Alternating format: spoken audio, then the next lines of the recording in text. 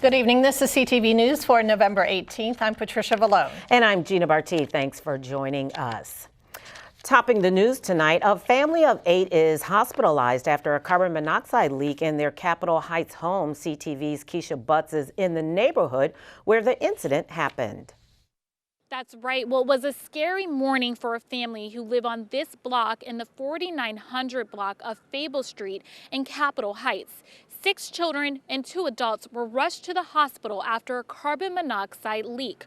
According to fire officials, the incident happened around 2 a.m. this morning. We spoke with Deputy Chief Alan Doubleday about the incident. We arrived on the scene to find elevated levels of carbon monoxide in the house. We did find a generator in the basement. We're still under investigation on whether it was running or not.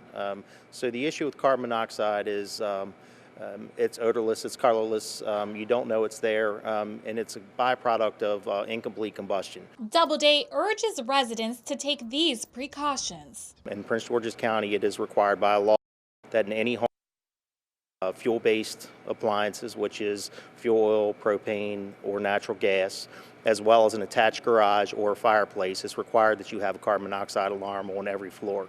As well, please get those appliances serviced yearly by a certified contractor that's capable of doing that type of work. Authorities tell us the victim's injuries are not considered life-threatening. In Capitol Heights, Keisha Butts, CTV News. According to the fire department, the family is allowed to go back inside the house, but all of the services are turned off until it has been inspected. Meantime, the Spanish teacher who fought a female student in her classroom at Largo High School faces a judge this afternoon. The video of the fight was posted on social media and has gone viral. CTV's Katera Jones just stepped out of the courthouse and has more on the story. Well, that teacher is Vivian Noori. In the courtroom today, her attorney described her as an excellent mother and wife who only started teaching back in 2018. During her bond hearing, several people, including her husband and the local teachers union president, was there to speak on her behalf. Now, this all stems from an incident where Noori got into a physical altercation with a 17-year-old student at Largo High School last Friday. Now, that incident was caught on cell phone video. She has been charged with physical child abuse and second-degree assault. A judge released her on personal recognizance. Under the term, she has to stay away from Largo High and cannot be around any minors except her own child. Her attorney had this to say. She's lived an exemplary life, and this was a 5-second incident, and it's unfortunate. It's my understanding that she did not antagonize, start, do anything in regard to that. That's correct. Every day I get phone calls from teachers who are verbally and physically assaulted by students. It is my understanding that there may be charges against the student, but let me say this, it flies in the face of what we're talking about to say we want this student charged. The issue is we want the students to receive the services that they need. Clearly this child was in a crisis situation for her to act the way that she did. And if so, the teacher should have had the ability to refer that student out. And when you call for help to the office, you should expect that somebody should come. A preliminary hearing is set for December 18th. Reporting in Upper Marlboro, Katera Jones, CTV News.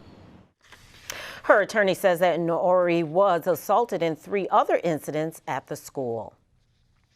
Families affected by a fatal apartment explosion in Silver Spring settled their lawsuit with the management company and Washington Gas.